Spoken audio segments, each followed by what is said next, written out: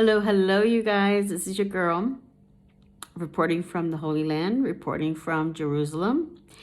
And I look like a mess, and that's okay. I know I look like a mess recording this, and that's okay. There is purpose, there is reason for this. So I wanted to hop on here as I am doing some journaling, reading the word, but also reflecting and understanding that when God repeats something, it's because he wants your attention. He wants you to understand the very thing that he is conveying, that he is telling you. So you will not be confused or not doubt that it's him. I actually have 3.5 months left here in Jerusalem. And I have been sharing just a little bit here and there that it has been a very, very challenging assignment that I've had.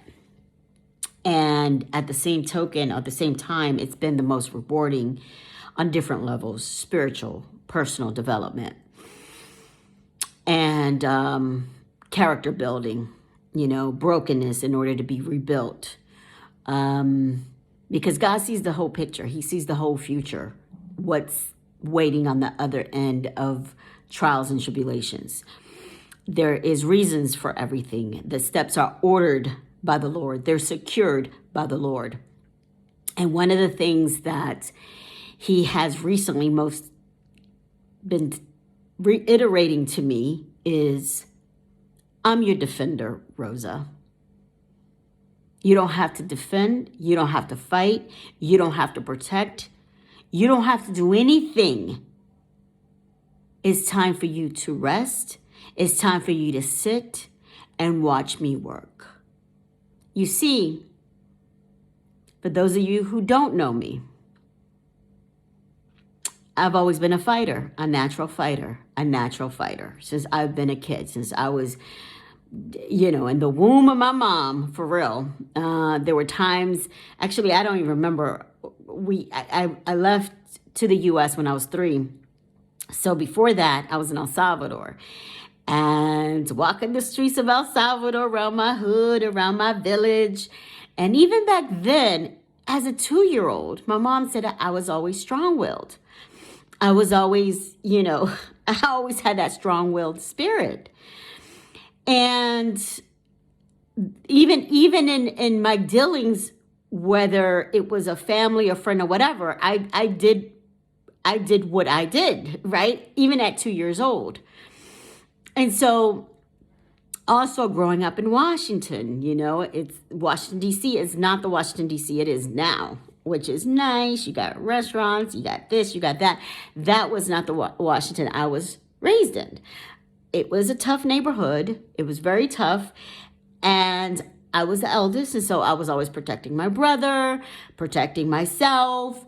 And it was natural that I became a little controlling, a little aggressive, oh no, you're not going to beat me kind of thing. You're not going to win this over me. You're not going to, disrespect me like that, So it's always been that thing in me to defend myself, to defend those that can't defend themselves, to see justice prevail, to see fairness prevail. That has always been me. I've always liked to fight for those who can't, who are scared to fight for themselves. That's who I am. And so God is letting me know now, I'm your defender. You don't have to defend yourself. I'm your presenter. I sit with you. I come with you into rooms that you may not be welcomed in. You may not be qualified in. I walk with you. Your enemies, seen and unseen, I got you. I will show you who they are. You don't have to defend yourself. You don't have to say anything. You just rest. You rest in me. You rest in my power. in what I've shown you and what I've told you. Let me show up and show out for you. Let me defend you. Let me protect you. You don't have to do that anymore. Understand that's my job. And I don't know about you guys, but some of us, the control freak in me has been getting that type of trait beaten out of me, if you know what I mean, And that need or that urge to defend yourself, to fight for yourself, God is like, let me do it. I can do it better than you. Let me do it. I do it better. So I said, okay, Lord, you got this. You got this. Everything doesn't need a reaction either. Sometimes silence is the best thing to do. Silence speaks volumes. And it's a peaceful act when you're silent and still and understand that the Lord that made the heavens and the earth is your defender. Is the one who says, vengeance is mine. Because no one can do it better than the Lord. Nobody. I have 3.5 months left. I will finish strong. I thank the Lord for being here. I have no regrets in coming. The steps of a good man are ordered, are secure, are dictated by the Lord. There are no accidents or incidents. It's only orchestrated things. That's it. You don't have to defend yourself. You cast all your cares unto the Lord, for he cares for us, for he loves us. And no one can do it better than he can. No one can carry your burdens than him. So as I stare out this view that I'm going to really, really miss, Ramadan started a few days ago. Security is pretty high here in Jerusalem. My prayer, and this is the last Ramadan that I will experience here, the last Passover, the last Easter, everything here, this is my final, is Lord, my prayer is maintain the peace here. Maintain peace in Jerusalem. Maintain peace in the region.